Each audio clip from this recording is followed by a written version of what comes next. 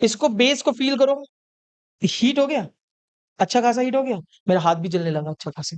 ठीक है, तो हीट अच्छा खासा हो रहा है ना। अब ये हीट किस वजह से हो रहा है, क्योंकि बेस है, बेस वाटर के साथ रिएक्ट करके, मैंने बताया था एक्सोथर्मिक रिएक्शन रहती है। ठीक है, अब इसके अंदर हम लोग क्या डालेंगे, एल्यूमिनियम के फॉइल्स। ठीक, अब ये एल्यूमिनियम के फॉइल को मैं इसमें डाल देता हूं। अब ये इसके साथ क्या होगा, रिएक्ट करेगा, रिएक्ट करने पे बनेंगे बुलबुले, उन बुलबुलों के अब हम लोग जलाएंगे।